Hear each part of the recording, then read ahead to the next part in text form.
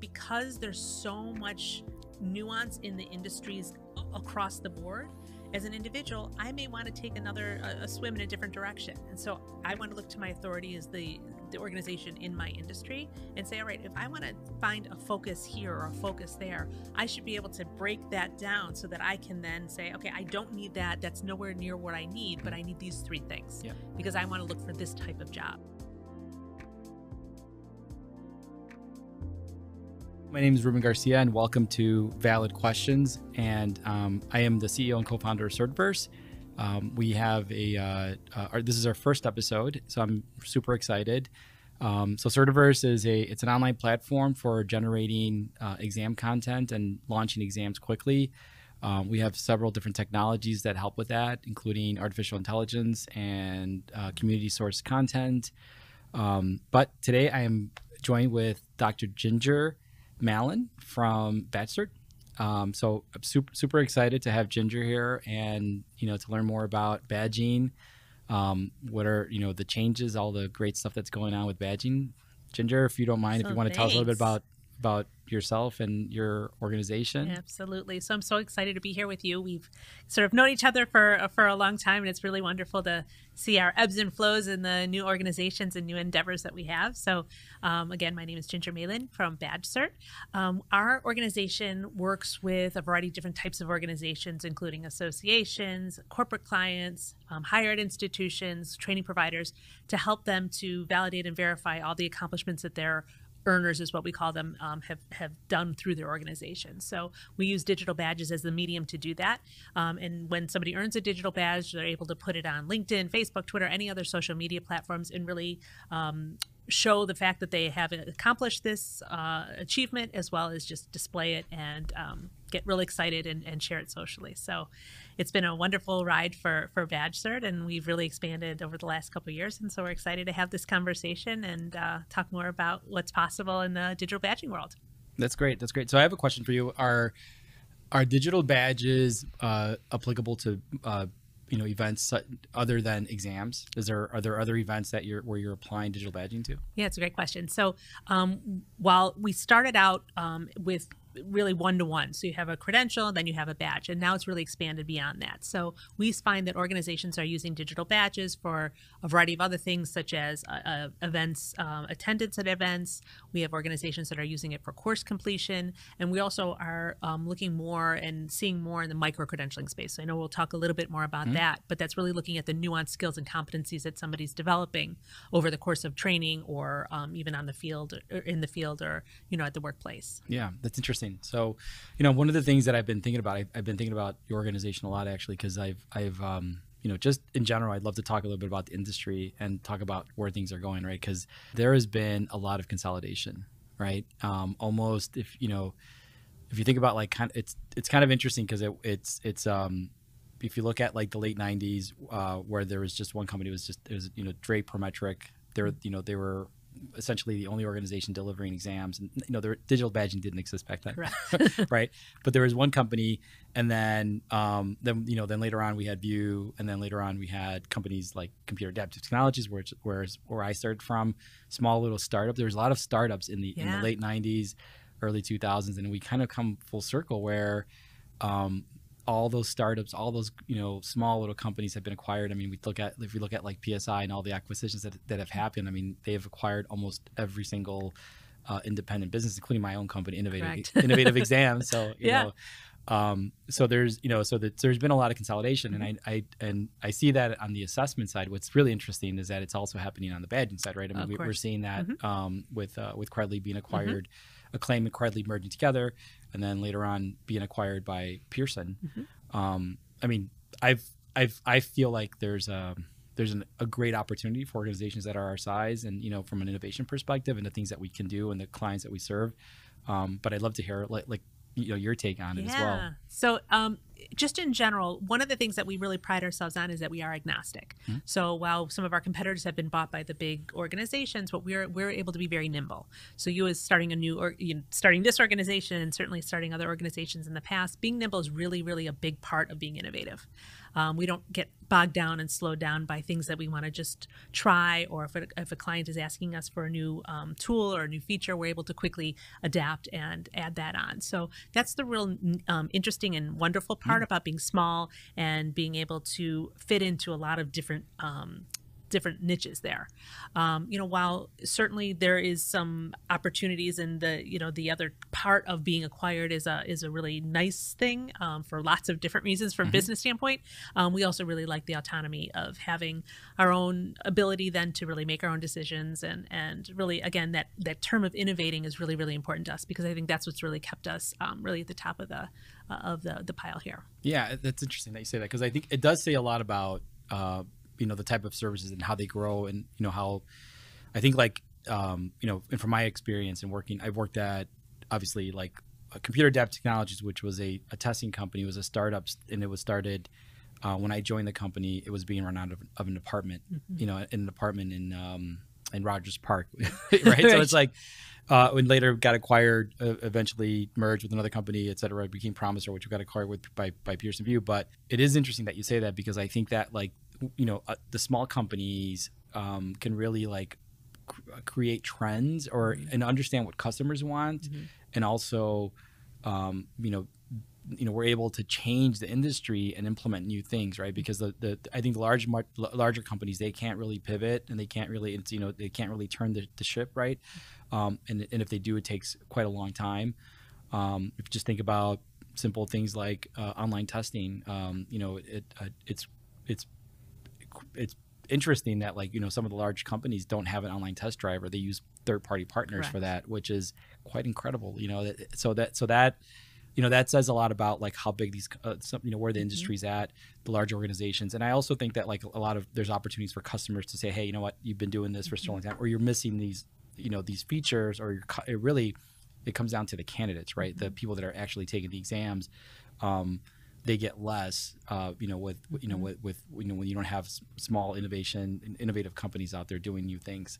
Absolutely. I would say that just in general, when as an organization, big or small, who has candidates, who has people who are learners or underneath their umbrella, I think there is something really valuable about providing that huge value add for them. Because again, they're what drives you. Even if you're a nonprofit, I always say that everybody's coin operated, no matter what. So, in terms of delivering the best service to those people, you have to partner with an organization that you trust and that you also can work with and partner with. So a lot of times, if you want to look, towards the bigger organizations, while they have a lot of different tools under their umbrella for doing different things, a lot of times working with smaller companies will give you that real boutique feel, and the capability really to help best serve your end users. So I think there's something valuable there. So a question for you, and I'd love to also share some of the stuff that we're doing different, but I'd love to hear about what how you're positioning yourself in the market, right? As being, like you said, you're autonomous now, you're independent, you're not tied to anything. So what are the things that you're doing that are different, that both differentiate your model and also add value to the consumers of your badges? That's a good question. So there's two parts to that. One is just in terms of the business model, we are able to partner with a lot of organizations like yours and other types of organizations, learning management systems, assessment vendors, proctoring organizations, to help them provide our tool as a way, again, to provide value add for their earners. So that's one way that we see our business growing exponentially over the last couple of years, is through those partnerships. In terms of what differentiates us in the market, one of those huge aspects, and I used this term before, is microcredentialing. To me, this is where the market is going, is that organizations say, okay, we have this assessment, or we're developing this assessment, but what's next? And over the last 2 years, as everybody's been online, they've developed a lot of content that they have in their coffers at this point, and they say, okay, what's next? What do we do with this? And it gives them a real wonderful opportunity to look at how they can couple some of that material material or that content together to create opportunities for their end users to be able to go and earn, again, what we call a micro-credential or a smaller credential based on a skill or competency area. So they can really be innovative themselves about how they're using that content, how they're developing that content, where the gaps are for their end users to be able to then say, okay, here we have this opportunity here to present this to our clients or to our end users for them to really not only earn that and accomplish that, but then also have something to show for it, which would be the digital badge at the end. Oh, that's interesting. And how do you see that applying to just like the changes in the workforce, right? Because I think that to me is the workforce environment is changing so quickly. The badging piece is an important piece of it, right? Because it shows how you're accomplishing, finishing a course, or also taking an exam, or earning the certification and so forth. Yeah. How does that digital badging apply to like the fastly changing workforce? So there's a couple of things. We use the terms upskill or reskilling. You're going to hear that a lot in the market now. And so a lot of individuals are saying, okay, where can I go with my career? So they can either stay, very much within their own industry, or they can take some of those skills and competencies and apply to other industries.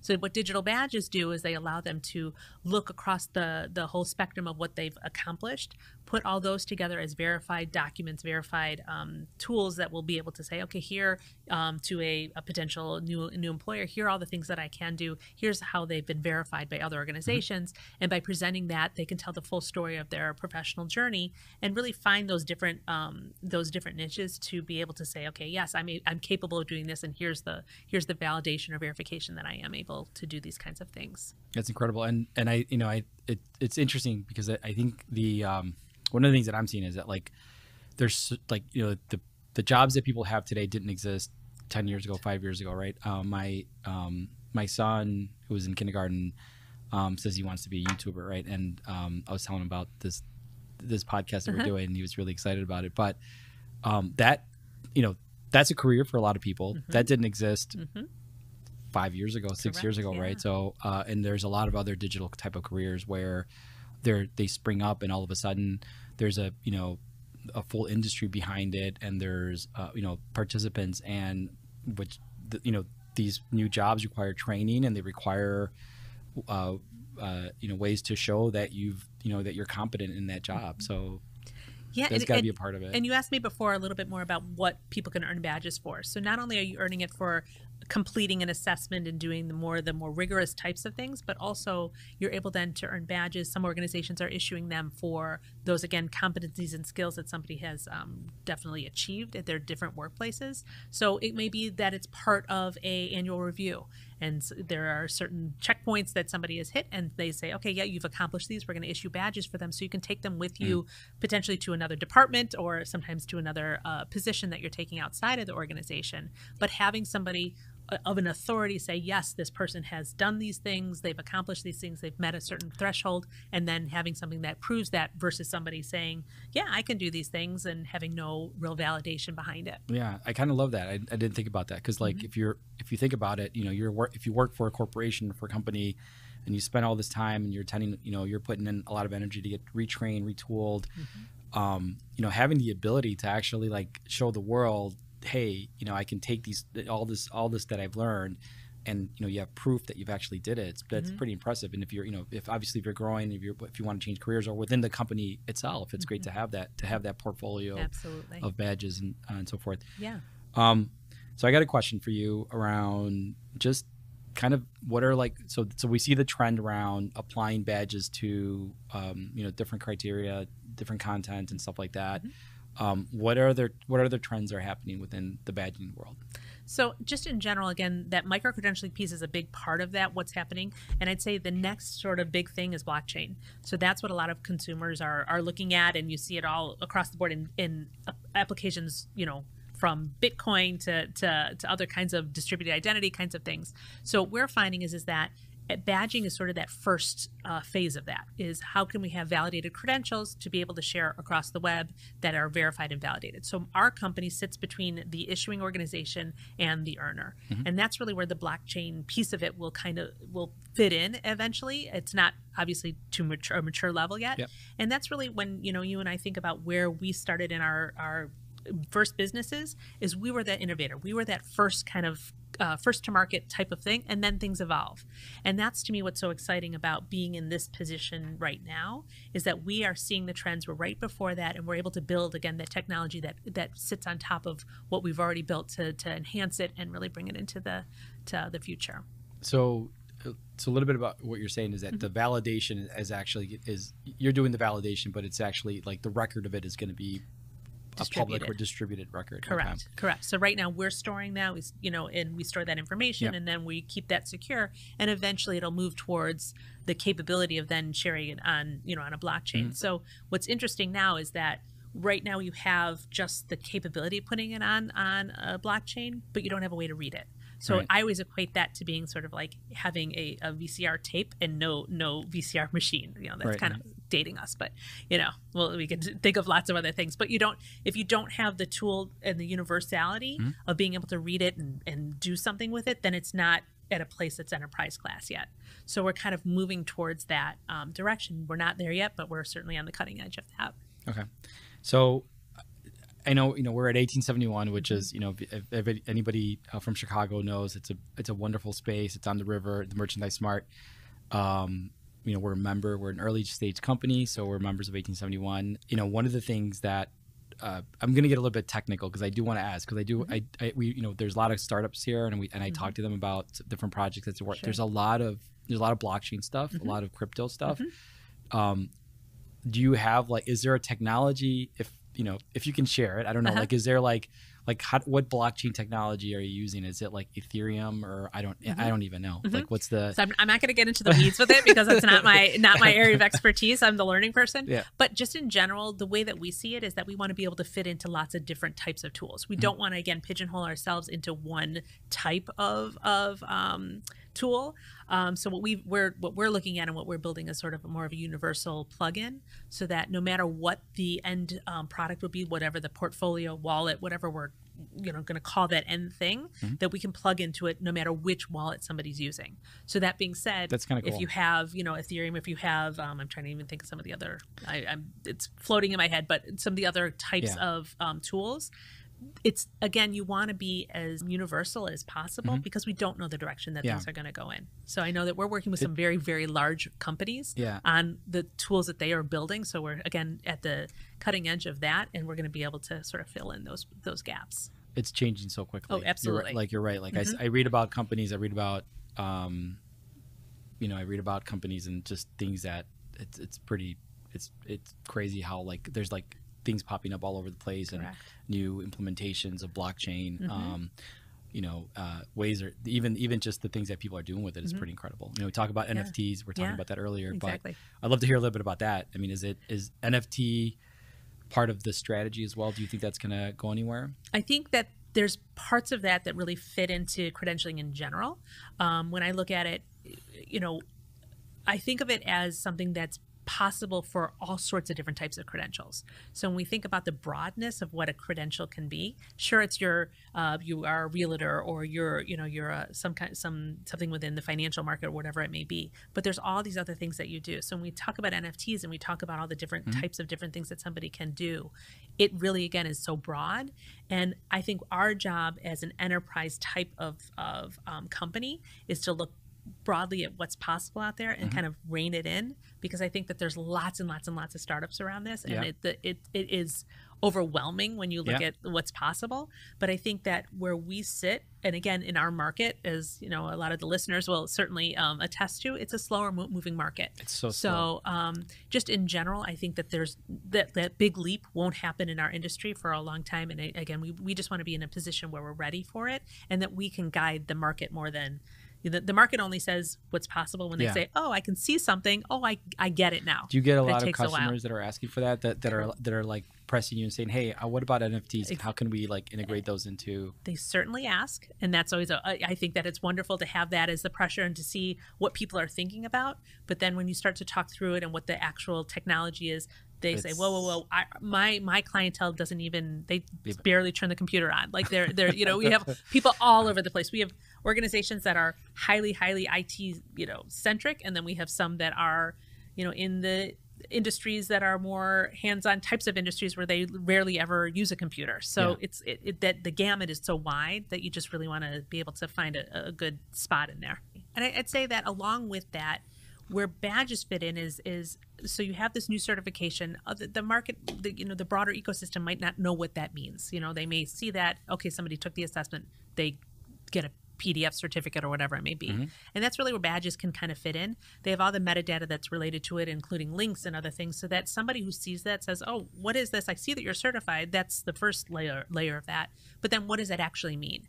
So going in a little bit more depth, somebody can then see it. It's validated upon clicking it, and then they can see all that information that underlies it. So I think that's a big piece of what is possible with how our two types of organizations fit together. And then with that JTA, what we find is that organizations also, if they want to be the authority in the space and stay relevant, they also need to step up what they're providing for their end users. Certainly some of them are one certification and done, and their folks go away. But if you have a membership organization or you have an annual dues for whatever else it is that they're doing, you have to provide value for them.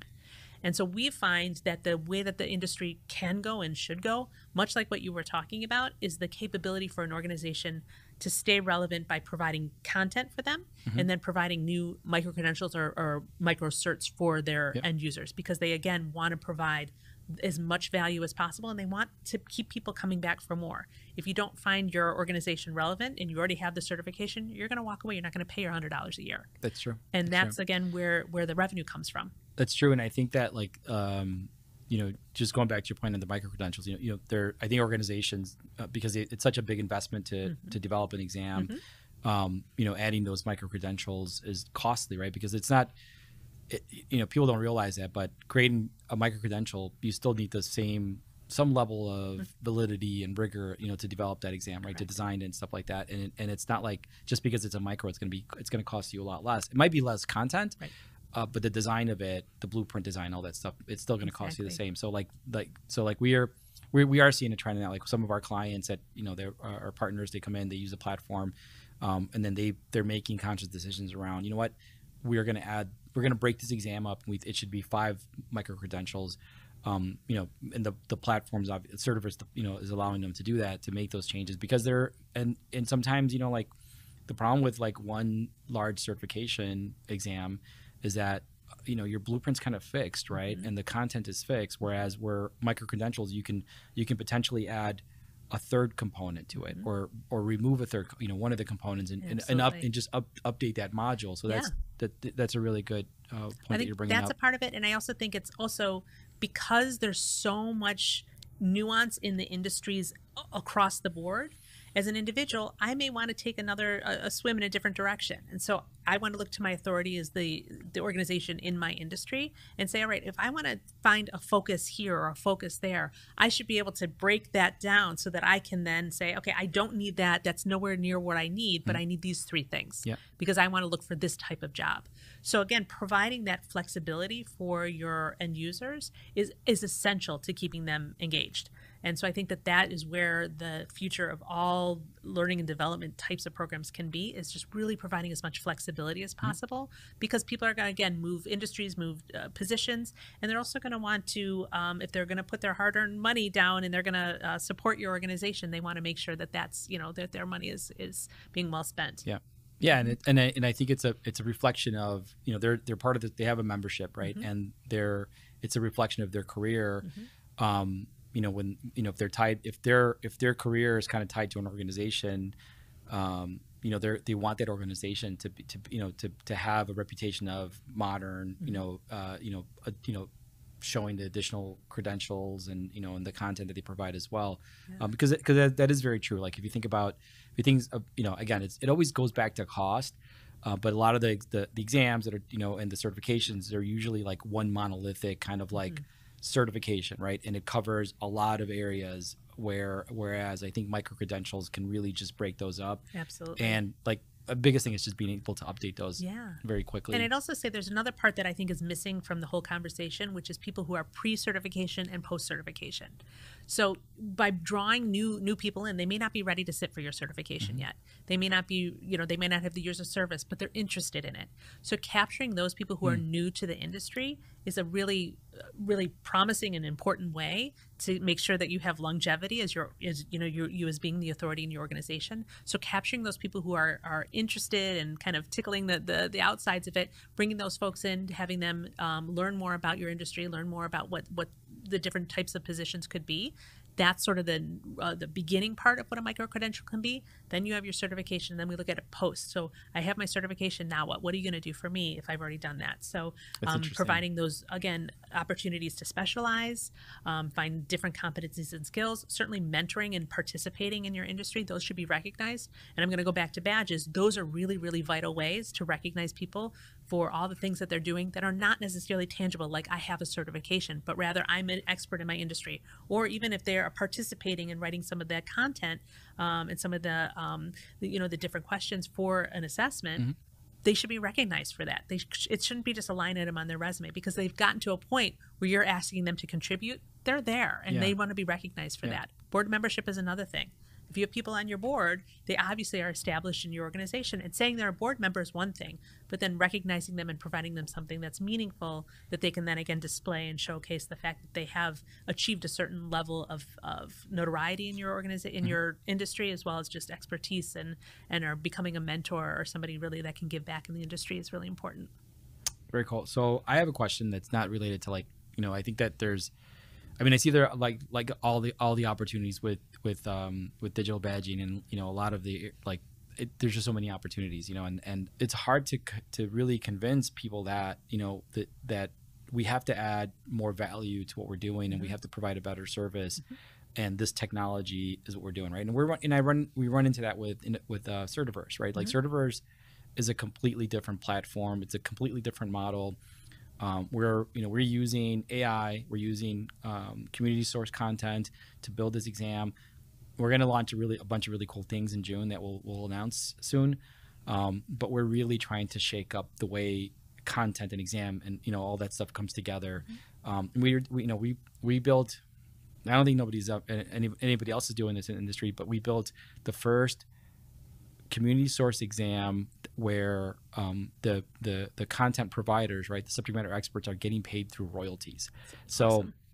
So if you think about it, right, there's an engineer, there's a school teacher in Iowa City, because I know she exists, and she wrote items for one of the technology exams that we have, and every time somebody sits at home and takes that exam on their computer through an online proctoring model, and her item is presented to that person, she gets a % of that exam sale. Isn't that awesome? That's the way of the way it should be. Is really being innovative about different approaches and different models.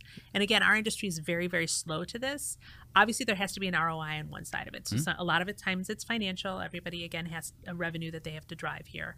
But some things like what you're talking about are also so important to move the whole industry forward. Because again, if it's not modern, and we're not kind of keeping up with the way that technology allows us to, it really puts an organization at a deficit, because another one can then come in who's ready to go and ready to provide exactly what users need. So when we talk to clients, they want to find a way to differentiate themselves and stay relevant in their own industries. Well, keeping up with what's possible in technology and being really interested in not taking risks per se, because sometimes they have to be risk adverse, but just taking opportunities then to listen to people like you and I who have our hands in this every single day and say, yes, this is the way of the future. This is what's possible. And again, those organizations that take risks on smaller organizations like ours have always paid off. So like we have a lot of challenges convincing people, because we're a startup, we're disrupting things, we're trying to do a lot of different things. But what are your challenges? What are I'd love to learn, what's digital? Maybe you don't have any. Maybe you solved all of them. Our tipping point definitely happened, but I'd say the first 5 whole years, 5 long whole years, were spent really just convincing people and going, giving presentations and being keynote at different things of what's innovative, what's positive, what's possible, what have you. So the first 5 years of our company was really with me banging the gong and saying, hey, you don't have to offer a PDF certificate, or you don't have to just, send off, print out something and have all the labor and the paper and everything associated with sending it and mailing it, the whole thing. And it's not worth much to your end users. They're putting it in a drawer. So I'd say what really helped ignite us is social media, because LinkedIn and Facebook, more LinkedIn for the professional market, was they provided a space for us to be able to put badges there. So that was really what kind of changed the business for us, is the capability of being able to display badges on your LinkedIn profile. So that was game changing for us. And again, that was some steps ago. But today, what our challenges are really where organizations, what they want to invest in, and them really kind of rethinking, but our end users really still like the paper. And I asked, do they though? Do they really need that? Are they still, are customers still using? They are. It's remarkable to me. And I say the hybrid is also really, really important. So one of the things that we always kind of offer is organizations should have an opt-in model. Ask them first if they need the $12 piece of paper that you're about to send them and everything else. Ask them first before you start to spend, between 50 cents and $1 on a badge. So see what that looks like. So again, that's a big part of that. Just again, that push of what that tipping point still looks like. And then just in our industry, we have some new organizations kind of coming in, and they're coming in from India or from Russia or some of these other types of countries. And I simply say, yes, they may be cheaper, they may be different, but really look at the feature set and look at the customer support that you're going to get. Right. Because I think that what specializes your company and our company is the capability of picking up the phone and getting somebody. Absolutely. And that, to me, that's game changing. And certainly our organizations are all over the place with their technology capabilities. Right. And they need help. They need the support. And I think that what we're very proud of is the ability then to support them in real time with any of the questions that they have, and support their end users as well. Because again, there's lots of questions, and if you want to provide a good value, you have to certainly be there for your clients. So that's where we see where we fit in, and some of that, the challenges there is really just being a partner to our clients. Okay, so I think we're running out of time, but let me just ask you a quick question around. What sort of advice would you give an organization that wants to launch a program, or even do microcredentialing, or just badging in general? I would say the first part is really getting organized and understanding what your goals are. So by really highlighting and looking at your goals, is it to reduce cost? Is it to have them become a marketing tool for you? Because a lot of times, if you have that viral marketing opportunity, then so if that's the case, what we want to do is make sure that we have a marketing plan, so that as they're earning their badges, you've really done a really good job to help them to market themselves, and in the same way they're marketing your brand. Yeah, I love that. Sharing that out. I didn't really think about that, but you're right, because if people are posting their badges, they're both, they're posting what they've earned, but they're also marketing the organization that issued the badge. Right? Exactly, and if that's the goal, the metadata should support that. So what we've kind of highlighted is okay, if this is one of your goals, then let's make your metadata a place where there's an About Us section where somebody could click through, and if you think the end users are going to be presenting it to other people in their industry that may also want to take your certification, having a button right there in the metadata that'll take them over to a page on your side where they can sign up as well, those become important things. So having that plan in place is really important, because you want to get the biggest bang for your buck. You want to make sure that you're out there, and that your presence is known within your industry. So that's a big piece of that. And then just in terms of the type of company that you choose, there are a few out there that will sort of offer different types of digital badges. Really look at the company that also can meet your goals. If you're looking at potentially moving towards microcredentialing, we're focused in on that. Some of the other companies are not. If you want something that's flexible, that can integrate with different tools that you have, your learning management systems or your CRM tools, you don't want to go to a client to another tool or another vendor that's already integrated with just one type of assessment vendor. So you want to have that flexibility. So I'd say that in general, what you want to make sure that you have is just, again, the flexibility to move forward, as well as just a good plan in place. And we provide, those professional services along with all of our pricing models, so that they get, again, the most successful program possible. This has been very educational, Ginger. Yeah, good. And I'm so glad that we were able to do this first podcast with you as well. And in Chicago, yes. I don't know if people know, but it's summer in Chicago. It weather came instantly. It changed in a day. Yes. And it's been very lovely here. And by the way, I wanted just to I don't know if you know anything about this, but this is from the Association of Test Publishers. It's a little award that we won. It's actually phenomenal. Yes. The Innovation Award. We're so happy that we won this, right? Because it's We won 2 awards actually. I'm just gonna just hold them both up, right? Yes. But we won 2 awards. One is for the Judges Success Award and the Audience Success Award for our platform at the ATP, and they just delivered them. So awesome. you're the first person to see them. And I will tell you that while those are absolutely phenomenal, we got to get you a badge also. I know. We got to have a badge put on your website. So that's, I'd love to do that. Yeah. I'm gonna, Andrea, can you work on that? But we're very thankful, Ginger, for I'm so glad that we can do this in person. Absolutely. And I know we did one. I joined your podcast, and it was virtual. But it's great to just see you in person live. Yes.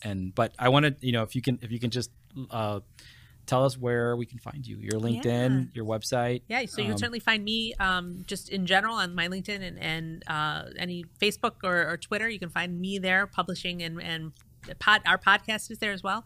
And then you can always find us at www.badgecert.com and learn more about our organization, about what we offer, and certainly our pricing and things like that. So. And then your podcast? Our podcast is called Street Cred. So we try and do one or two a month, and we're interviewing different people within our industry very broadly to learn what's next, what's up and coming, and just helping our clients and future clients just to see what's possible. So awesome. Well, we'll definitely. I've always wanted to say this, so we'll definitely include your links in the show notes, right? And been forever that I wanted to say that. So yes, so happy to be able to say that. And also, so my name's Ruben Garcia, CEO of Certiverse, and thank you very much for joining Valid Questions and for being our first partner in this. So thank you, Ginger. Thank you.